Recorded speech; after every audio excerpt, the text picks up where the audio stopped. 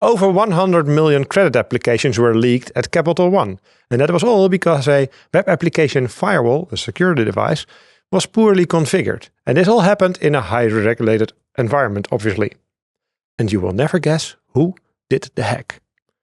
Thank you for joining. My name is Lieuwe Jan Koning, and from the Security Operations Center floor here at On2IT, we welcome you to Threat Talks. And the subject of today is the Capital One data leak. Let's get on to it. Welcome to Threat Talks. Let's delve deep into the dynamic world of cybersecurity. Let me introduce my two guests briefly. It's Tim Timmermans. He's the CISO of On2IT. His job is to make sure hacks don't happen. And on the other side, it's Luca Cipriano, and his job is to figure out how hacks can happen. And he particularly was investigating this hack at Capital One, and we're going to find out all about it. Gentlemen, welcome. Luca, yes. Capital One, what kind of application? Tell us what happened. So, Capital One is a really big US-based financial institution. First of all, they do like credit card. They have credit card products, auto loan, banking or savings account, everything that has to do with the finance. And the problem here is that, they had, as you mentioned before, a misconfiguration in one of their web application firewall. So the first thing that happened is that attacker used Tor network and also VPN services. I think it was called the IP Predator, but to hide to hide themselves and attack the victim, Capital One. The misconfiguration in the web application firewall allowed the attacker to send some HTTP requests that normally should have been blocked by this firewall. The Capital One used open source web application firewall. It's called Mod Security. It runs on an Apache web server. This web application firewall allowed them to access their EC2, their AWS EC2 environment, which is Elastic Cloud. Is like probably people are familiar also with maybe Azure, where you can run virtual servers or it's a machine. It's probably a Linux machine that is somewhere in a cloud running like in the old days a VM. The EC2, it's literally Amazon Elastic Computer Cloud. It's like their AWS, so that's where you run the VMs,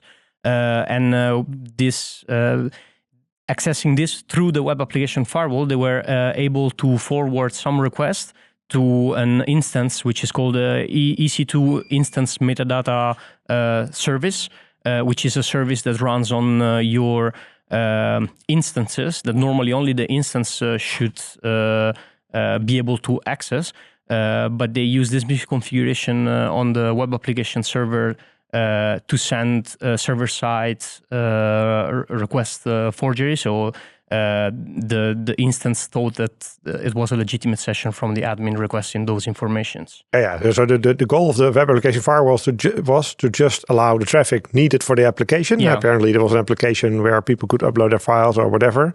But instead of doing that, it was forwarding more HTTP requests. It was overly permissive. There were not the correct checks. Metadata servers is a standard thing in Amazon, and that tells you a lot, right? It's really intended for the machine and not for anyone else. Yeah, exactly. Like secrets. It's where all the secrets are stored, information about the user that normally the machine should know and request it if it's needed for some services or application. So that's why it's really bad if it is accessed.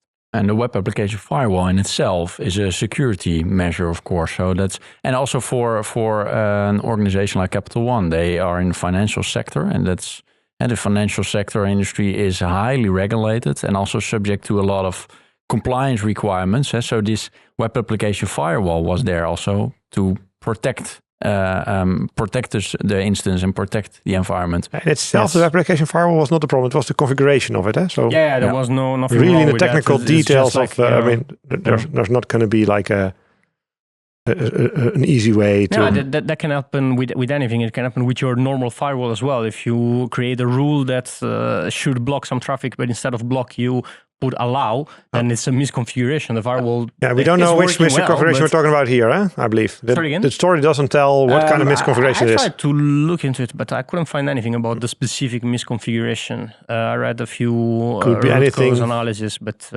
they did not really specify. It could be anywhere from really hidden feature that nobody understands and is very useful, or any allow by accident. I will say that it's we'll probably touch it later, but it looked like it was one of the usual things that can go wrong. Mm-hmm. Okay, but I will explain at the end why. And I think that's also from managing your security. You often from compliance requirements need to have certain controls in place. One may be a web application firewall, but that can check the box in itself, because in this situation it was there. Only the configuration or the misconfiguration itself was not detected. And typically what you have is that you have additional controls that check for that. So you periodically review that, or you make sure that you follow a certain guide for hardening that configuration to make sure that there are no hidden backdoors or things like this. Yeah, exactly. If this was old, it would be nasty, but probably not 100 million records, because what happens next? Yes, as I mentioned before, they were able to access this metadata service. And this metadata service, through this metadata service, they were able to retrieve IAM credentials, so identity access management for AWS. And those credentials that they managed to retrieve, they were also poorly configured. They were over permissive. So these credentials that they managed to retrieve allowed the attacker to use the CLI in AWS or API calls, or to list all the S3 buckets, which is where all the data is stored. So they could enumerate all the S3 buckets and check what was in the data, and they use the specific function from AWS, which is a CLI feature. It's called AWS Sync, which allows via CLI to sync, so via command line, to sync either to S3 buckets or an S3 bucket with a local machine. So sync the data. Yeah, okay. So because correct me if I'm wrong, but what you're saying is this: the application server needs a credential to store its data in its database. In this case, S3, where files are stored. But and that credential was leaked. And since it's S3, it's accessible from everywhere. The attacker got that. Yeah. So you have an instance like a server, which is hosted in AWS. Through the web application firewall, I'm able to send a request, and I'm access the service, which is the instance metadata. Yeah. And therefore, the you get that credential. Service has access to these credentials, but these credentials are used on that specific virtual machine. Yeah. But those credentials, because this machine needs them in order to store its data, and now you suddenly have it and can use it from the internet. But that's still within the customer's environment. It's still within the customer environment, yes. Yeah. And those credentials, unfortunately, they were also purely misconfigured, so they had access to 700 buckets. So that they were so the attacker overly permissive. Could look at the data that only the application should have access to, and nobody else. Even more. Even more because the credentials were overly permissive. So maybe that specific application was not supposed to access all the 700 buckets, but due to not least privilege, one of the zero trust principles, at least only allow what you need. Exactly. Yeah. So that made it even worse. And that's also, as a CISO, that's also what would worry me, that you have these accounts that can do a lot and can access a lot. And once you get hold of them, they give you kind of the keys to the kingdom. Yes. So indeed, from a zero trust perspective, we say, okay, you want to have that purely least privilege, need to know basis issued, but often that's I see that's often with organizations. This is a more technical configuration, but you see it often with organizations in their teams or their SharePoint environment, that it is also easier maybe to just have one master account, one overall account. So also for that's more of the controls that you want to check. Okay, can we have multiple accounts that have each has these permissions. Yeah. It's more work, but it will also reduce the risk. It's the best case scenario where you can really limit, but of course there's security and annoying the user, or it's always like a balance between speed of implementation. And if you really need a very permissive thing, then make sure you can only access in like in jump house or so. Yeah, for sure. Don't have an account that can access everything, like a service account at least that can access really everything in your network. This is particularly what I don't like about cloud environments in general. I mean, you get a certificate to access a service, but the service itself, like S3 or any SQL as well, they don't check where you're from. The location, or what we would call the protect service where you're connecting from, is no factor. Yeah. And I like a credential to be limited to the source where it belongs to. But that's difficult in cloud because it's so dynamic. You can, but we do actually. So our SQL instances, for example, by default, they're accessible from everywhere with a certificate.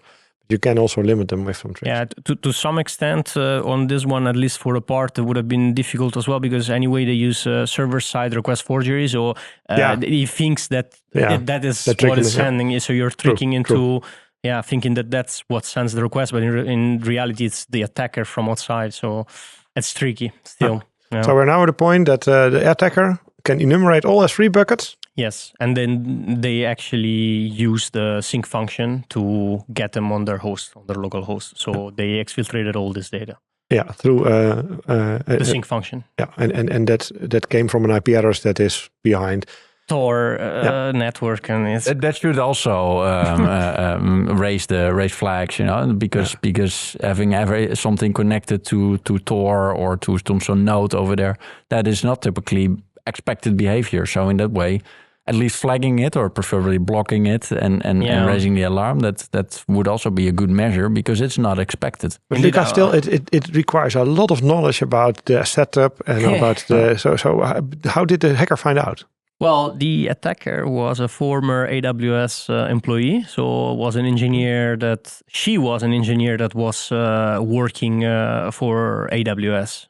So she had a lot of inside knowledge, and she knew that also what are the most common misconfiguration from the customer side, and that's why they managed to. Yeah, so she was just trying. Did she know how did we find her? Because she was behind Tor and she was behind VPN. Do we know? I am sure there was the FBI involved. I don't remember how they found out who actually was. Tiny mistake, and you leave your traces after all. I think we can put the investigation in the side notes because I in the show notes because I think that they mentioned that in the investigation, but I don't remember, to be honest. Yeah, but they got to her and then discovered she was already a former employee of AWS. It's not. She was not. No, she was not working anymore. So it's not fully an inside job, but it's like it was former insider knowledge. job. Yeah, inside knowledge. Yeah, so of course it's normal. You have a lot of knowledge about customers and environment. And well, that actually. There's always this thing. Yeah, we shouldn't share our configuration or. What countermeasures we implement, this to me is a reason why obscurity as a security measure really doesn't work. Right? You got to assume that your hacker knows because they can indeed be a former employee or know a lot about the field. Or anything. This is a good example of that. Yeah, and apparently, apart from this case, there were multiple other instances from other customers that were also vulnerable. So that also had this misconfiguration. So it is kind of occurring in multiple ways, and that would also be something I would say from an AWS side to have this kind of validator, because at some point they would know, okay, these are common mistakes, or this is kind of in the default configuration. How do you want to configure that and to map it maybe against the baseline? There are a lot of baselines or benchmarks available to securely configure. Yeah, we call this policy validation in our Zero Trust as a service offerings. Maybe it's a good upsell for a new product for AWS. That already exists. Yeah. All right, gentlemen, thank you very much. Very insightful. Let's consider what we are going to do ourselves tomorrow to see if this would be applicable to me or maybe to you. Thank you very much for tuning in. If you like what you heard today, please like us, because if you like us, it helps us spreading the word further. And subscribe, because that means that next Tuesday you'll get the next episode automatically in your inbox. We'd love to hear from you. Email us at team@threat-talks.com. And from the Security Operations Center floor here at On2IT, thank you very much and hope to see you next time. Thank you for listening to Threat Talks, a podcast by On2IT Cybersecurity and AMS-IX. Did you like what you heard? Do you want to learn more? Follow Threat Talks to stay up to date on the topic of cybersecurity.